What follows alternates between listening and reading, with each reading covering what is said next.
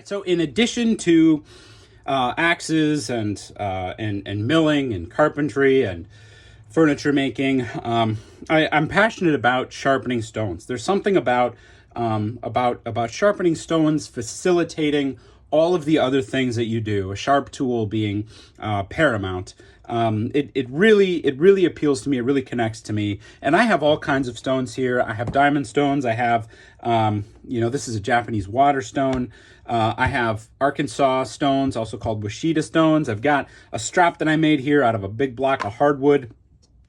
You know, a very old, you'd find this probably in your great-grandpa's tool shop. This is some kind of Arkansas stone, very, very old, fairly chipped. I've got an India stone over here, but what I've always known about but never owned is this stone right here. This is a Belgian blue stone. These are amazing. They are mined in the Soignier, I believe it's pronounced, region of Belgium. They are a very affordable, high-quality, natural stone. Now, these work, it's pretty amazing how they work. They are what you might consider a slurry stone, which means the more that you rub the edge of your tool on the stone, it develops a little bit of a slurry. And in that slurry, you're going to find red garnets. Now, these are typically some percentage of red garnet, and that's what defines whether it's a rough or a fine stone. This side here, let's see. Well, I might have to, I believe this would be the rough side here, and this would be the fine side. That would be my guess. I mean, I've never used a Belgian blue stone. I'm very curious to check it out. I did buy this from Cognee, which is a new Canadian retailer of all things that we like, axes and tools and now sharpening stones. And it feels right. Emmanuel over at Cognee is a French speaker. It feels right to me to buy a Belgian stone from a native French speaker. So something about that just makes sense to me. Comes in a great carry bag and came in a really cool box here. You know, look at that. Check that out. Handmade in Belgium. And this is just really, really nice work. They joined the stones very tightly together. That's a nice join. So this would be a pocket stone. You know, you'd throw this, you could throw it in the bag, close up that drawstring, and I might, you know what, I might even keep this one in my toolbox, my go bag. This is just great for touching up any kind of edge tool. But let's give it a shot here. Okay, so I believe this would be the slurry side. I got just a little bit of Windex on there.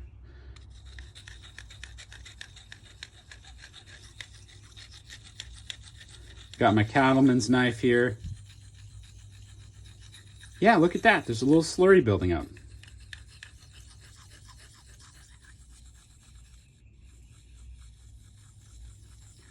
Very cool. So I'm kicking up the garnets. So, first thing I'm noticing is there's really nice feedback to this stone. Really nice feedback, and that helps me figure out where I'm at on the blade. I like that a lot. Look at that slurry. That's so cool. Now there is going to be a break-in period to natural stones, unlike say these diamond stones here. There's no break-in period there. And these are not the expensive diamond stones. I think I probably paid $20 for the whole set, and they work fine. Holy cow, do they cut fast. I mean, they really cut fast. So if I'm, you can put a new edge on a knife with that diamond stone. You can skip the filing step. This is a natural stone. These stones have been in use Ooh. Oh, wow. Okay. Wow, I really like that. These stones have been in use for, I believe they've been mined. I think I read in Belgium for something like 300 years. But they have been used, I'm sure, far longer than that. You know, you can imagine if you were maybe a Neolithic individual in Belgium and you found these stones, you could do all kinds of stuff with them. You know, they'll sharpen steel, they'll absolutely sharpen copper and other metals that you might have, bronze, things of that nature. Look at that slurry there. And I'm just kind of having fun pushing that around there. You know, you can absolutely set this down and do it this way. But man, the more I sharpen, and I've been sharpening like this for years now, just, you know, not professionally or anything, just like everybody else, mostly my own stuff. The more I enjoy a pocket stone like this, and the more I enjoy doing it freehand. Let's see that. Wow, that is, and this is 440 high carbon steel. So this is and this is my work knife. You know, I really like this. This is a Chinese knife. I mean, they're all Chinese knives at this point. You know, the ones that you can afford if you're a regular person anyway. But I use this for carpentry. I use this this for, you know, I mean, this is probably the least used knife out of the bunch.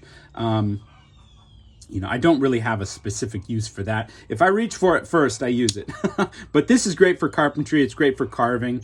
This would be, you know, probably my general purpose knife.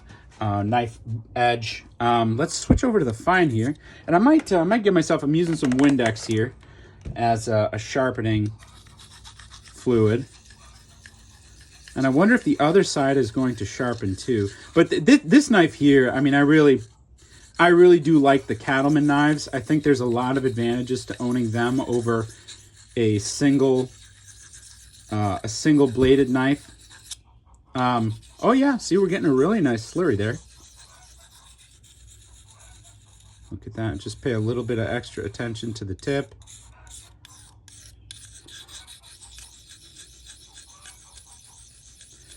Sharpening, I think, is in the shoulder and the elbow. You know, you really want to keep your wrist straight, and, you know, unless you're dealing with a very curved knife, like this butcher knife, then you can adjust a little bit. But generally speaking, I do think sharpening is in the wrist, and when I get out to the tip, I just raise up my elbow, and that helps me keep the same angle there.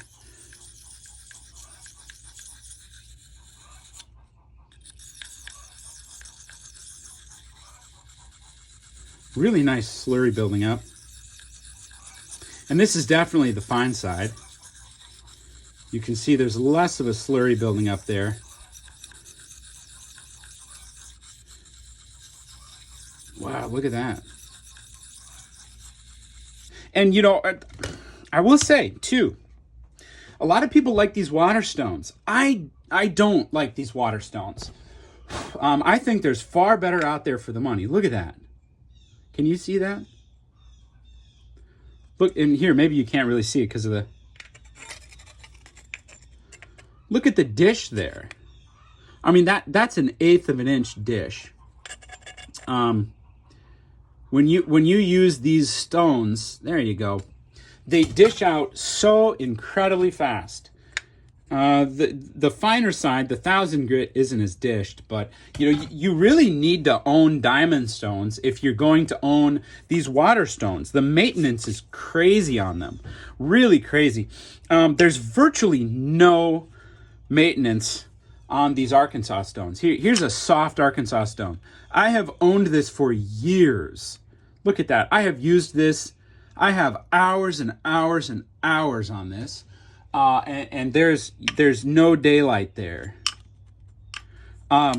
This is actually the second of the same Japanese water stone that I've owned. The first one, I mean, I wore it away and I felt like, a year. And to me, that kind of defeats the value proposition of purchasing the more economical Japanese stones. They just wear out too fast. And so I don't use those Japanese stones very often, but they're also a slurry stone. The base of these, the Belgian stones are limestone, and Belgian stones are famous in tiling and landscaping. They're really beautiful. They were formed under the ocean when there was an ocean covering Belgium. Excuse me. There was a limestone. Limestone picked up, all kinds of minerals and fossils and garnets. Very fine edge. And then compressed it into what we have today. This is what I really like about a big stone. I can get the whole blade in one stroke. And they really do like to bend in the middle. So I'm trying to just press on where I can see it wanting to bend. But also, I'm trying not to block the camera, so I'm a little awkward at this part.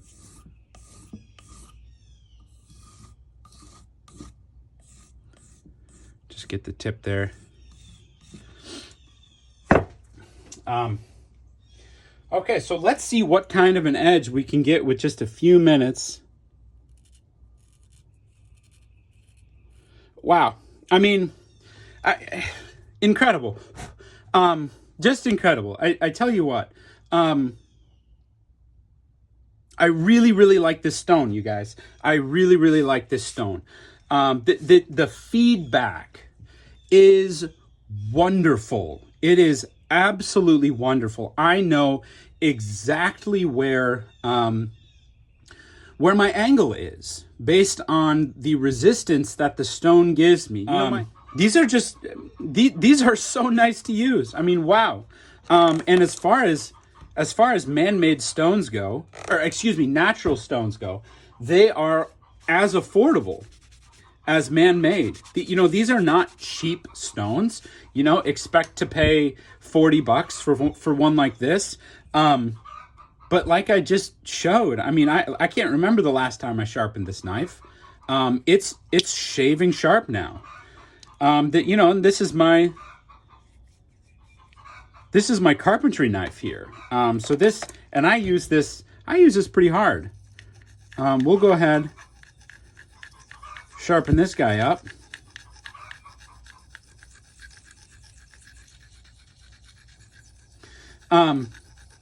And, I know how the modern world works. A lot of guys are probably going to hop on Amazon and go look for one of these Belgian blue stones. And you can do that. And if you're really price sensitive, I'm not going to fault you for that.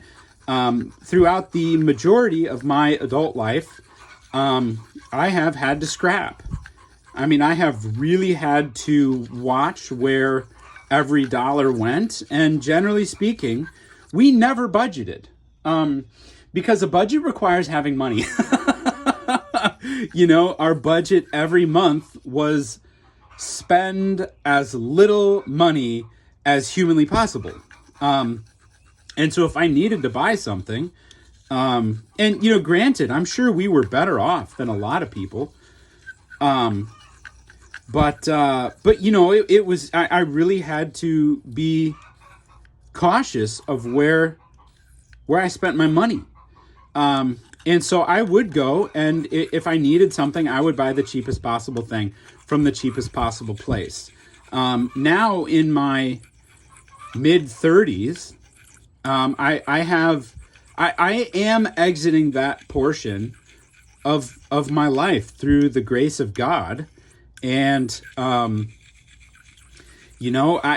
I buy something, I try to think, okay, yes, price is very, very important to me, but when I spend my money, I think about it like, what am I saying? What am I doing when I spend my money? And if I am just always purchasing from the lowest bidder, and that kind of system is wrecking small businesses. And ultimately for me, this isn't just me wanting to spend extra money.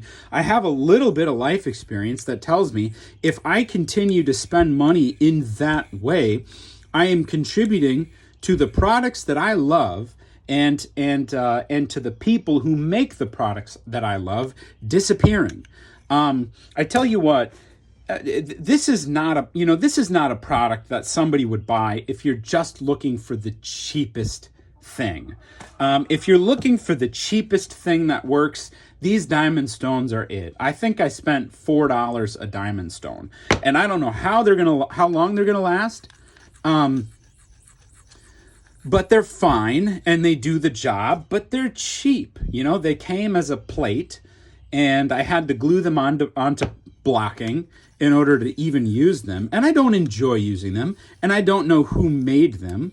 The people that made them, I don't think are invested in creating a quality product. I think that they're just making a product to make a buck. There's no brand on them. I'm not investing in anything. And I guess maybe that's what I'm trying to say is, I want to spend my money and make an investment in the people who support the lifestyle I want to live. And I mean, these guys that make these stones, we have them in our country too. We have Smith's buys these Washita stones. These are from a company called Best Sharpening Stones, and then there's a company called Dan's. Those guys are those people are the ones that I want to support. And so what I'm trying to say is you can go on Amazon and you can just try to buy the cheapest option out there. And like I said, I have done that more often than I have not, and I totally get it. This economy stinks. So maybe the best thing for you is to just use what you already have, and figure that out. Maybe you're going to use great grandpa's sharpening stone. And this is, I've had this stone for probably 10 years, and I bought it at an estate sale, and I used that stone for a really long time, and it works. I don't want to support a consumer culture. I never want to be the guy that's trying to get people to spend money so I can, profit off of like an Amazon link, selling people a whole bunch of stuff that they don't need, but I make it look cool because I get a percentage from, I don't want to do that. If I ever do include an Amazon link, it's going to be for a product that I use and I like. And is something that has some durability to it. It's not going to be this. I bought this off of Amazon, but I'm never going to put an Amazon link up for that. That's not something I want to be part of. I want to help people get products that I believe in, that are durable, that you'll pay a little bit of money over up front, but over your lifetime, they'll save you hundreds or thousands. You will buy these Arkansas stones once. You will buy this Belgian stone once. I feel like this being a slurry stone might wear a little bit faster than these Arkansas stones, but it should still last you years and years and years. Based off of, wow, this is such a nice, I just love the feedback. I really do. The other, I think, advantage this might have over an Arkansas stone is it probably won't clog as much. See, I took a little bit. I took a little bit of nicking off of that blade. My tip might need a little bit of work here.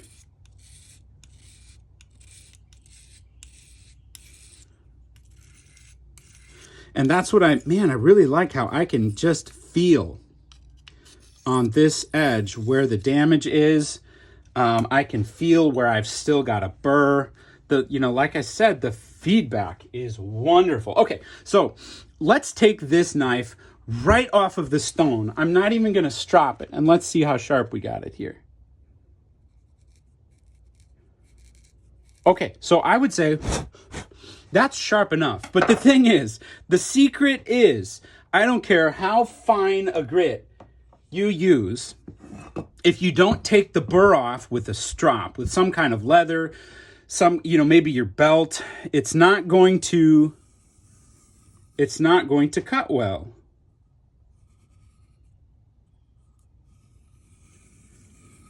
Because the edge is going to be all over the place. You've really got to true it up with a strop. Okay. So let's get the and then the other thing too is after you strop it, you want to wipe off the stropping compound. You want to wipe that off because that's going to get in the way too. So let's go same area.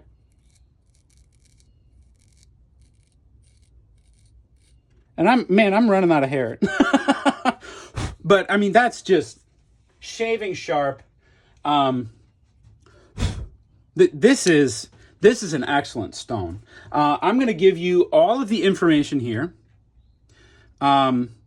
Belgian Broken. This is who made the stone.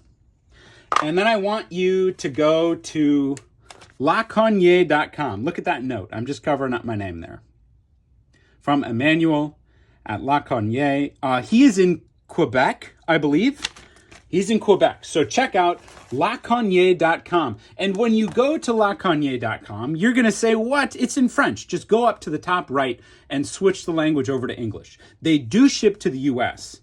And I highly recommend going to somebody like Cognee, Emmanuel over there, to purchase the stone if you can from them.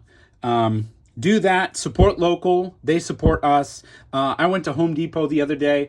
You can't buy a good hammer there anymore. You can't buy a good axe there anymore. You can't buy a good screwdriver. I mean, the things that enable us to be self-sufficient are so rapidly disappearing. And the people that support us being self-sufficient are right here. So I'm never going to say that you got to spend money you don't have to support them. But if you have transitioned out of the every dollar counts, we have no money stage of your life, I really do hope you consider supporting brands like this from companies like Cognee. So I'll get off my soapbox. I'm sorry, but I'm passionate about it. So I will catch you guys next time. And let me know if you have any questions.